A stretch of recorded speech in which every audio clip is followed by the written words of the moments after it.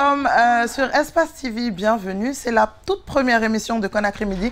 C'est un énorme plaisir de vous retrouver pour passer un peu de temps avec vous. Les aléas du direct, voulant que les choses se passent comme ça, on espère que demain, on va commencer à l'heure. Bienvenue, c'est Conakry Midi sur Espace TV. Alors, je ne suis pas toute seule, bien entendu, pour vous servir pendant quelques minutes, c'est-à-dire une trentaine de minutes pour aujourd'hui. Sinon, tous les jours, ce sera de midi à 13 h. Je vais vous présenter maintenant l'équipe du jour et je vais également vous présenter notre invité du jour. Alors, on va commencer à ma droite. Bonjour, Kairaba.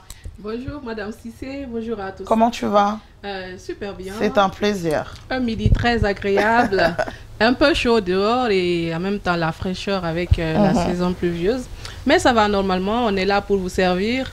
Comme tu l'as si bien dit, une nouvelle émission. À partir de midi, désormais, tous les jours, du lundi au jeudi. Et on va présenter à ma gauche mon acolyte de tous les temps. Tous ceux qui m'entendent à la radio savent qu'on est tout le temps ensemble dans toutes les émissions.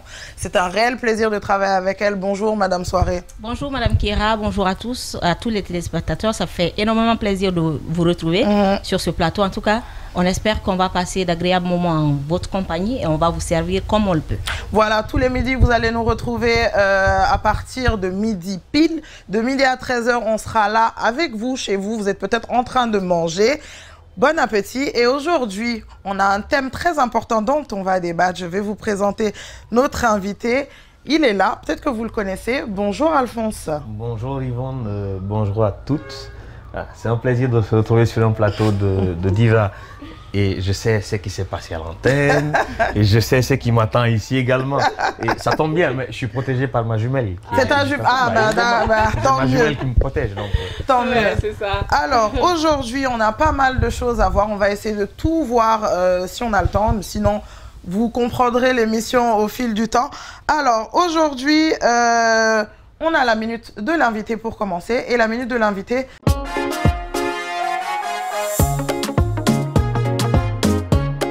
La minute de l'invité de Conakry Midi aujourd'hui, ça se passe avec Alphonse Mara. Et pour nous présenter notre invité à la manière Conakry Midi, Kairaba Kaba pour vous, chers téléspectateurs.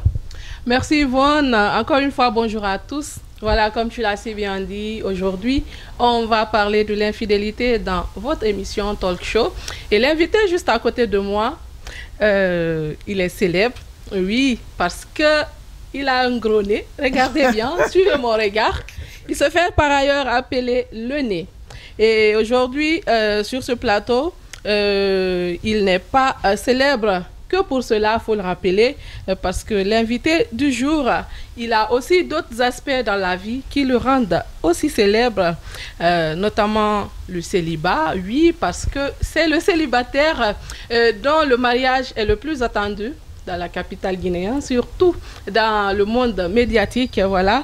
Mohamed Mara, donc, que nous recevons ce matin, a eu un parcours très impressionnant. Il a aussi eu à avoir fait des études, bien sûr, à rappeler qu'il est né sous les pieds du mont Nimba. Donc, vous pouvez comprendre pourquoi il est célèbre, parce que le mont Nimba, il représente pratiquement la Guinée. Et aussi, il a eu à avoir fait des études, notamment le master en management, c'est ça, Mohamed Mara. Et aussi, je ne sais pas, je vais aller avec vous en direct parce qu'il faut que le live il se sente. Dites-nous, est-ce que vous êtes prêt à tout répondre? Je répondrai à toutes les questions possibles. D'accord, il n'y a pas de souci. Votre papa, il est ingénieur agronome, c'est ça? Oui. Et son nom, c'est Bernard Mara. Juste. Et puis, vous êtes né d'une mère qui est ingénieure en génie civil, qui se nomme Aïssatou Soirée. C'est bien ça. Ouais. Donc, il vient pratiquement d'une famille d'intellectuels. On peut comprendre un peu le bagage intellectuel de notre invité. Rappelez également, Monsieur Mohamed Mara, que vous êtes passionné, Alphonse Mara. C'est pas grave, c'est mon frère Mohamed Mara. Vous êtes passionné de communication. Justement. Et justement. Donc, c'est pourquoi on vous retrouve voilà. là. Et pour parler justement de communication, merci beaucoup Kairaba pour cette minute de l'invité très bien présentée. Nous allons... Mais sinon, il y a d'autres aspects qui ne sont pas encore finis. Vu que le temps D'accord. On va essayer de... Il faut juste rappeler que notre invité, oui, il est très bientôt marié, c'est ça, Ahmed Mara. Je ne sais pas si vous pouvez nous édifier sur la question. Ça, c'est compliqué à expliquer. Bon, je réfléchis. Il y a mes soeurs qui sont en train de faire un casting. En tout cas, toutes ces expériences... Après cette émission-là, on va recevoir les CV et trier. Tout à fait. D'après donc toutes ces expériences, aujourd'hui, vous allez nous parler de l'infidélité. Et pour aller sans transition, nous allons aller avec le thème du jour, juste après ceci, s'il vous plaît.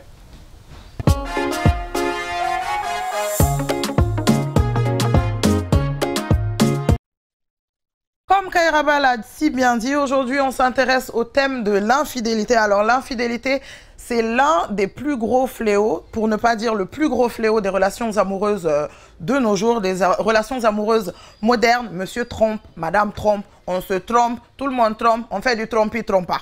Pourquoi, quand, comment, avec qui?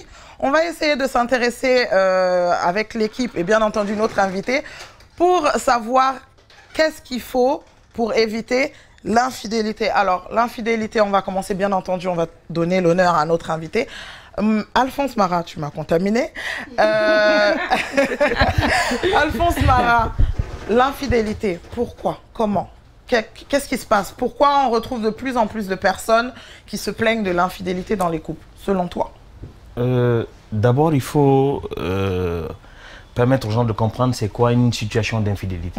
L'infidélité, c'est le fait de manquer à son engagement dans une relation. Tout à fait. Parce que quand on construit une relation, c'est à deux, pas à plusieurs. Donc le fait de manquer cet engagement à l'endroit de son partenaire pour aller entretenir une autre relation avec une autre personne tierce, c'est ce qu'on appelle l'infidélité dans le couple. Mais cette situation qui est devenue un phénomène de mode par la force des choses est le fruit à deux principales raisons. La première raison, c'est l'éducation. D'accord. Dans nos familles, on a grandi avec. Vous évoluez avec des jeunes filles dans les foyers, où vous avez évolué avec vos frères.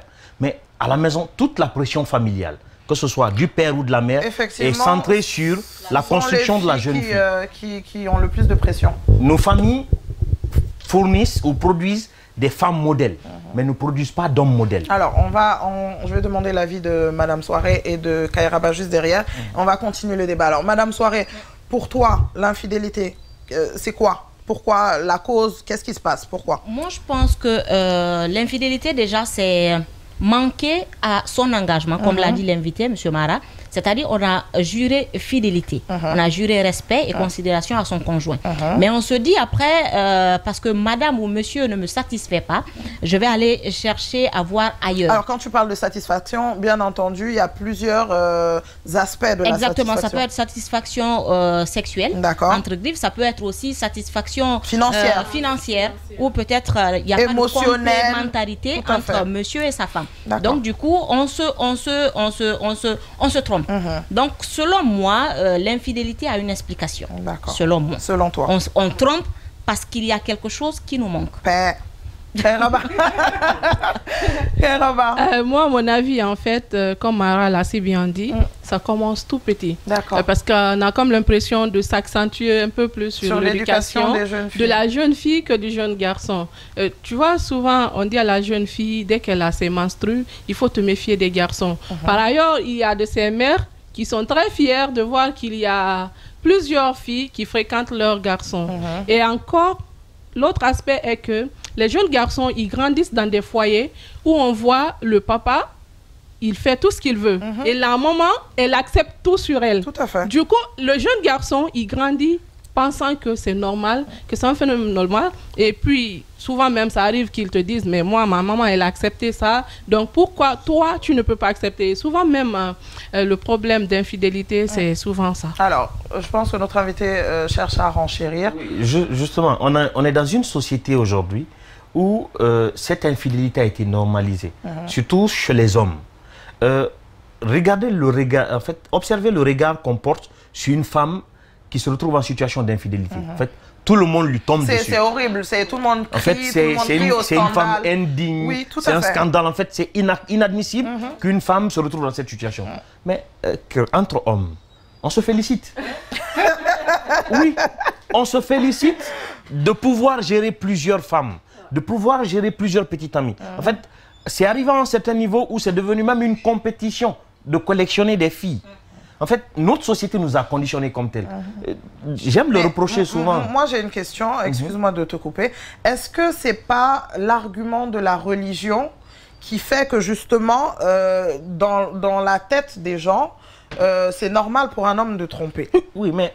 Ou, enfin, la religion et la culture. Parce que si je dis la religion, il y a des gens qui ne sont pas musulmans en Guinée, mais même dans les autres pays à côté, c'est-à-dire, je vais prendre l'exemple de la Côte d'Ivoire, parce qu'il y a une majorité chrétienne. Je pense que culturellement parlant, l'homme africain est enclin à avoir plusieurs femmes. Est-ce que c'est pas Justement. ça En fait, qui fait que de nos jours... Seulement que la différence, avant, on épousait les femmes. Justement. Et maintenant, c'est devenu on les collectionne. Il y a l'aspect culturel qui a un poids. Mais prenons l'aspect religieux qui est devenu l'argument de plusieurs personnes. En fait, la religion, en fonction du principe qu'il a établi pour épouser plusieurs femmes, on dit à condition de pouvoir être équitable entre ces femmes-là. Tout à fait. Une mère qui a enfanté 3 enfants n'a pas les moyens d'aimer ses 3 enfants de la même manière. Il y a toujours son favori. En fait, cette injustice... Favori... En fait, on apprend à aimer les gens différemment. Dans le cas des enfants, on apprend à aimer ses enfants différemment selon le caractère. Voilà, son apport et son caractère. Voilà, on sait qu'on peut aimer un enfant d'une façon un peu plus affective, alors que ça ne marche pas avec les autres. Voilà. Donc, il y a toujours quand même quelqu'un qui reçoit plus d'affection que les autres. Et tu penses que c'est ceux qui se transposent? En fait, les hommes, quand ils justifient leur infidélité par la religion, ce n'est pas possible. La religion ne les donne pas le moyen d'être infidèle. Oui. En fait, parce que vous n'avez pas les moyens, pour une femme qui met les mêmes enfants au monde, n'a pas les moyens d'aimer ses enfants de la même manière. Je ne crois pas un homme qui va chercher plusieurs femmes puisse les aimer de la même manière. Et il y en a forcément une qui est favorite. Qui est favorite par rapport aux autres. Et cette injustice-là est condamnée. Maintenant, culturellement parlant, parce qu'en Afrique, on a cette culture d'épouser plusieurs femmes. Mais ceux qui avaient les moyens d'épouser plusieurs femmes à l'époque, ce n'était pas pour les mêmes besoins qu'aujourd'hui. Il y avait un souci de main-d'œuvre à l'époque. Il fallait avoir beaucoup d'enfants pour avoir beaucoup de récoltes. Il fallait avoir beaucoup d'enfants pour préparer, pour fonder son village. Il y a quand même des hommes tout seuls qui ont fondé des villages sur le continent. Parce qu'ils ont fait assez d'enfants. L'homme qui a eu autant d'enfants en Guinée, qui est réputé, c'est Nabi Bakoro. Je vais vous donner un exemple. Mon grand-père, 28 enfants. Justement. 28. Donc vous voyez, à l'époque, le besoin était là. En fait, ça répondait à un besoin. Mais on prend ça aujourd'hui pour le transposer dans notre condition. Prenez ce que dépense un infidèle dans le mois est 100 fois plus élevé. C'est beaucoup. Tu en sais quelque chose. Je pense qu'il a vécu la chose. Il est en train de vivre même la chose. Il a envie d'être honnête parce qu'un jeune, un jeune qui travaille dans un monde des médias, il a forcément... Il est non, mais en fait, c'est pas pour autant qu'on cède. Mais pour être passé par là, il y a quand même matière à dire que l'infidélité, ça coûte plus cher que la fidélité. Et l'autre, non, ça coûte plus cher que le mariage même. Parce que vous avez à entretenir plusieurs personnes. Ah oui, quand on est marié, on doit entretenir sa femme. Ça, c'est son devoir. Mais celle qui est dehors aussi, qui est à côté, aussi, il faut quand même lui donner... Qui n'a parfois même pas pitié. Et souvent, la tisa coûte plus cher que la femme mariée. Oui, parce qu'elles ont plus d'exigences. Justement. Donc, l'autre aspect aujourd'hui qui pousse les gens vers la fidélité, c'est le défaut de communication dans les couples. D'accord. La femme trompe pour 2 raisons. Soit elle est insatisfaite ou elle manque d'attention. Il y a des femmes qui trompent aussi parce qu'elles ont envie de tromper. Non, en fait, ça c'est... Il y a des maladies. De façon générale. Chez les hommes et chez les femmes, il y a les maladies, il y a les nymphos. Les nymphos, eux, on ne peut pas les satisfaire, c'est une maladie. Et notre société ne tient pas compte de cette maladie généralement. C'est vrai. Ça existe chez les hommes, ça existe chez les femmes. Mais principalement, une femme, quand elle trompe, c'est soit elle manque d'affection, elle a trouvé quelqu'un qui comble ça, et elle se rapproche de la personne, ou elle n'est pas épanouie sexuellement ou émotionnellement dans son couple, elle trouve à aller voir ailleurs. Les hommes se retrouvent dans la même situation souvent. Le complexe ou le défaut de communication dans certains couples pousse les hommes à aller chercher dehors ce qu'ils n'ont pas chez eux. Pendant que ceux qui vont chercher dehors, ils peuvent le retrouver à la maison en demandant à la dame de s'adapter à ça. Au besoin. Maintenant, moi j'ai une question à vous poser, Monsieur Mara. Dans une situation comme ça, c'est-à-dire Monsieur découvre que sa femme le trompe, ou Madame découvre que son mari la trompe, quel doit être son agissement? C'est-à-dire jeter l'éponge ou qu'est-ce qu'elle doit faire? Qu'est-ce qu'il doit faire? Les gens vont vous dire tout de suite que si c'est une femme qui trompe, il faut la lâcher. Il faut la lâcher. Mais pour autant, quand c'est l'homme qui trompe, on va dire à la femme de pardonner. Il faut pardonner. À la question... C'est compliqué à répondre parce que ça dépend souvent de l'éducation que les gens ont. D'accord. Dans certaines familles, quand les hommes se retrouvent dans une telle situation, ils se remettent eux-mêmes en question. Mais le regard que l'extérieur porte sur eux, on dit « Ah non, c'est un homme faible ». Dans des situations comme ça, il faut se remettre en question parce que quand votre femme est allée chercher quelque chose dehors, c'est que vous n'avez pas pu lui offrir ça à la maison. Mais pour des cas rares, il y a des gens qui parviennent à écouter la femme, comprendre ce qui n'a pas marché et résoudre ça. Plusieurs couples sont passés par là, sans que ça ne devienne un scandale où on implique la famille. Parce que quand vous impliquez ceux dehors, vous ne pouvez pas gérer désormais en interne. C'est clair. En fait, ceux dehors, ils acceptent des choses chez eux qu'ils vous conseillent de ne pas accepter chez vous. Et ça, c'est la majorité de nos familles qui nous mettent dans cette situation-là. Non, si c'était moi, je n'allais pas accepter. Pourtant, dans sa vie réelle, la personne supporte des choses pires que celles qu'elle est en train de vous conseiller. Donc aujourd'hui, quand vous vous retrouvez dans une telle situation, il faut communiquer. Si vous ne trouvez pas d'entente, vous pouvez vous séparer. Mais si vous ne communiquez pas, et sur le fait, vous décidez de casser, en fait, il y a plusieurs chances, ou il y a de fortes chances que vous vous retrouvez dans la même situation après. Il y a des hommes qui n'ont pas de chance en amour, ils disent. Parce qu'ils se retrouvent avec des femmes qui les trompent à chaque fois. Mais la question qu'on se pose, mon gars, tu t'es pas posé la question pourquoi que cette personne a quelque chose en lui qui fait qu'on le trompe. Justement. Donc, ces personnes-là ne se remettent pas en question, ils indexent leur partenaire. Et également les femmes. Aujourd'hui, les femmes ont tellement été trompées qu'elles ne réfléchissent plus à comment contenir leurs hommes à la maison. Elles se disent, quel que soit ce que tu fais, il ira tromper. Ce n'est pas vrai. Il y a des hommes qui sont pressés de rentrer chez eux. Mais il y a des hommes qui ont tout le mal du monde de revenir à la maison le soir. Oui, mais parce qu'il y a l'ambiance aussi. Justement. Que les femmes aussi doivent comprendre, je pense, nous sommes des femmes, qu'après une longue journée de travail, il est normal que son époux vienne trouver une ambiance favorable, c'est-à-dire favorable à la paix à la maison. Mais si le monsieur rentre, ça crie... Il y a des plaintes qui attendent. Madame n'est pas bien habillée. En fait, madame vérifie le téléphone. Madame fait tel. Après, on en demande trop parfois à la femme. Mais on en demande, autant trop. À l'homme aussi. On en demande beaucoup aux hommes aussi. Les hommes vivent sous pression très souvent. Ils rentrent chez eux. Nous aussi. Oui, je comprends. Ils rentrent chez eux. Ils ont envie de trouver un espace de paix. Mais ils viennent. La dame ressort des dépenses à effectuer. Ça fait très mal. Deux yeux. Attends. Non. À quel moment dans ce cas? On va éclaircir cette part. Oui, voilà. Imagine, tu es avec une femme, tu envisages de lui trouver quelque chose à faire.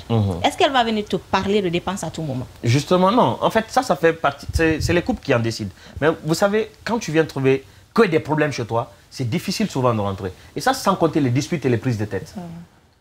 Il y a quand même dans la sous-région des femmes qui sont réputées savoir dompter leur mari. C'est les femmes sénégalaises.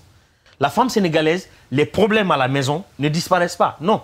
Mais le temps que le monsieur revienne à la maison, elle prend soin de... En fait, elle prend le soin de donner au monsieur... De mettre le type dans le mood, dans les conditions. Et ensuite, quand le monsieur se retrouve apaisé, on a le temps de dialoguer autour de ce qu'il y a à la maison. Et c'est la bonne stratégie. Quand monsieur revient à la maison, vous le regardez en chienne faïence. Il a déposé son sac. Vous ne l'avez pas demandé comment s'est passée sa journée. Vous n'êtes même pas capable de lui conseiller autour de son boulot. Vous n'avez pas besoin d'être spécialiste. Je connais des dames qui ne sont jamais allées à l'école. Mais, en fait, qui sont les meilleures conseillères pour des maris professionnels. Mais dans ce cas, peut-être que ce qu'on doit conseiller aux jeunes qui veulent se marier, dont toi, c'est peut-être d'épouser des femmes avec des visions.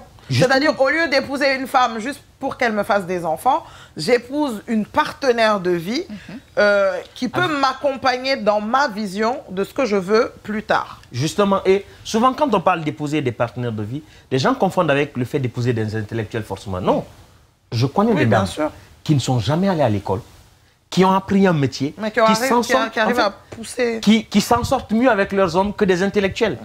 Au point où certains hommes pensent que quand on épouse une intellectuelle, on s'en sort pas. Les jeunes n'en disent qu'on ne vient pas. Justement, les jeunes n'en disent qu'on ne vient pas. Donc, en fait, il faudrait aujourd'hui que les jeunes apprennent à créer un bon climat chez eux. Il y a des couples qui ne s'amusent pas. En fait, chez eux, c'est comme dans un camp militaire. C'est l'armée. Qui ne Quand dialogue pas, qui ne ordre communique reçu, pas. ordre à exécuter. Et madame, c'est obligation à remplir, obligation à exécuter. C'est compliqué.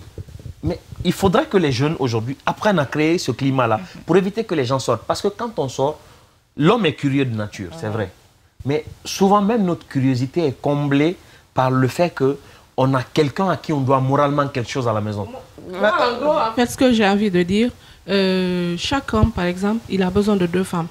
Normalement, il doit retrouver ces 2 femmes en une femme à la maison. J'ai envie, par exemple, de dire que quand vous êtes dehors avec votre mari, comportez-vous comme il veut que vous soyez dehors, devant tout le monde. Et quand vous êtes à 2 dans la maison, comportez-vous comme celle qu'il peut aller chercher dehors. C'est-à-dire, vous vous mettez dans la peau... la série sénégalaise, par exemple, Maîtresse d'un homme marié, ça a instruit beaucoup de personnes. Sauf qu'en Afrique, ici, en fait, on donne plus de valeur à l'infidélité de la femme qu'à l'infidélité de l'homme. Pourtant... Moi, je souhaiterais rebondir sur ce que tu viens de dire. Malheureusement, on est un tout petit peu pris par le temps, mais très rapidement, je vais le dire. Mais en fait, ce que tu dis là, parce que souvent, il y a des hommes qui ne veulent pas faire ce qu'ils font avec leur maîtresse, avec leur femme, sous prétexte de respect. Il y a cette catégorie-là. Toi qui es un homme, peut-être que tu peux très rapidement nous en dire plus pour qu'on passe à la prochaine rubrique. J'ai un ami qui s'est retrouvé dans une telle situation. D'accord. Il a épousé une femme, en fait, que la famille lui a offert. Mais c'était quelqu'un qui était habitué au dehors, en fait. Au dehors, on n'a pas de limite en matière de pratique sexuelle. Pas de tabou. Il n'y a pas de tabou, il n'y a pas de limite en matière... En fait, c'est quelqu'un qui aime expérimenter de nouvelles choses dans ses relations sexuelles. Mais dans son foyer, il avait toute la peine du monde avec sa femme. Parce que c'est une femme qu'on lui a... non, au-delà d'être la femme qu'on lui a inculquée, la femme est venue avec une indication selon laquelle il y a certaines pratiques sexuelles qui sont haram. Donc, le monsieur n'était pas sexuellement épanoui chez lui. Au bout de quelques mois, il a commencé à repartir dehors. Et sa femme s'en plaignait. Ah, il vient épuisé, on n'a même pas le temps. Mais le monsieur a dit à plusieurs reprises, il dit, ma femme est religieuse, je ne peux pas. Il y a certaines choses, quand je demande, elle dit astaghfirullah. Je pense que dans ce genre de situation, il faut apprendre à la femme ce que vous voulez. Oui, justement, maintenant, en fait, quand la femme te dit que c'est haram, ce n'est pas admis par la religion, elle était éduquée avec ça, ça devient compliqué. Et c'est ce que les jeunes femmes doivent comprendre aujourd'hui.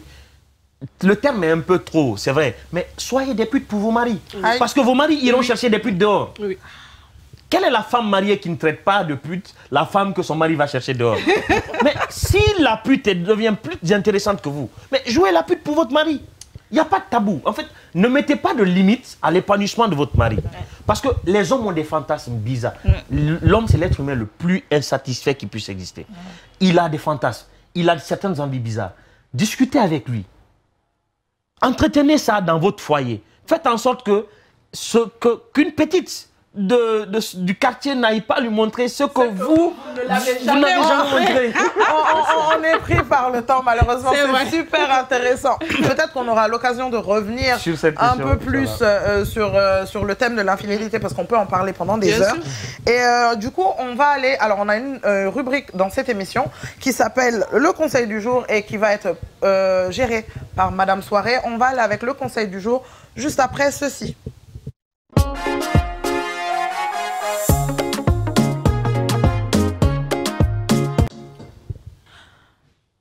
Pourquoi je fume sans souci? Alors, le conseil du jour avec Madame Soirée, Miss Diallo. On a reçu un message d'une dame et tu vas nous le lire et on va très rapidement donner nos avis. Alors aujourd'hui, on a reçu un message d'une jeune fille qui se trouve à l'intérieur du pays, qui nous a envoyé ce message, qui a un souci, qui est perdue. Elle a envie de savoir ce qu'elle doit faire. Elle nous dit: bonjour, je suis Mademoiselle X, je vous écris depuis l'intérieur du pays. Je sors avec le mari de ma tante. Exactement, c'est ce qui est écrit. Je regrette l'acte, mais le souci est que je l'aime vraiment. Car il me met bien sur tous les plans. Quand je dis tous les plans, sur tous les plans, c'est-à-dire sur le plan financier et aussi sur le plan sexuel. Partout. Voilà. D'accord. Mais à l'instant où je vous parle actuellement, quand elle voit sa tante et son mari à la maison, ça lui fait énormément mal. Donc, elle est jalouse de sa tante. Donc, elle nous demande de l'aide. Elle dit qu'elle est perdue. Qu'est-ce qu'il faut faire? Alors, on va commencer. Kairaba, tu vas donner ton avis très rapidement. L'invité, moi et Madame Soirée va donner son avis final. Parce que là, j'ai comme l'impression que la jeune fille, en fait, elle est dans une situation qu'elle a choisie elle-même. Vu qu'au départ, elle pouvait refuser. J'imagine qu'elle vit avec sa tante dans la même maison et qu'elle a donc entretenu cette relation dans la maison de sa tante. Ma chérie, moi, je te dirais tout simplement que ça, c'est de la malédiction. On ne peut pas partager le mari de sa tante. Il ne faut même pas y penser, même une seule petite seconde, à moins que... Même il n'y a rien, il n'y a aucune explication. Parce qu'à un moment donné, je ne sais pas si vous vous rappelez, il y a une jeune fille qui s'est retrouvée en état de famille du mari de sa tante qui avait été médiatisé et tout. Et donc là, à la base, les gens, ils ont accusé la jeune fille.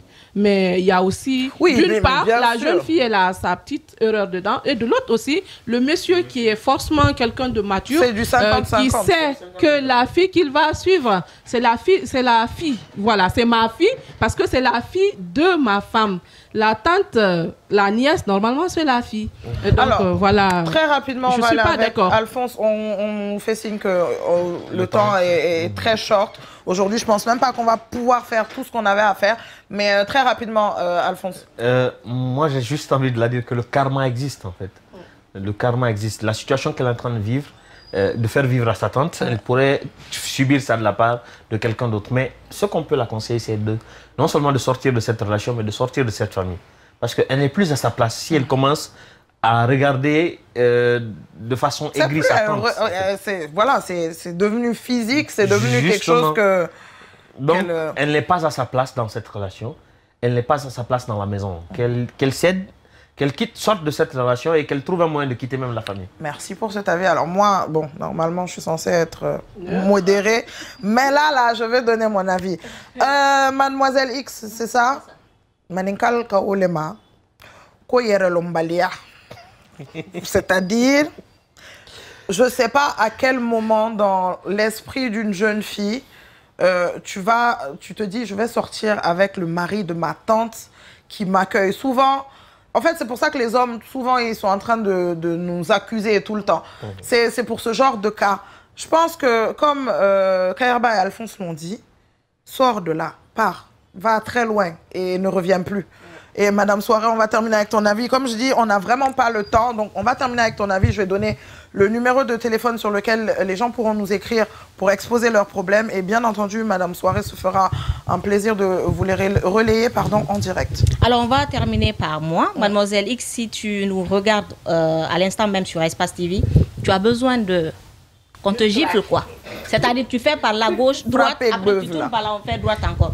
C'est-à-dire tu es dans un amour impossible.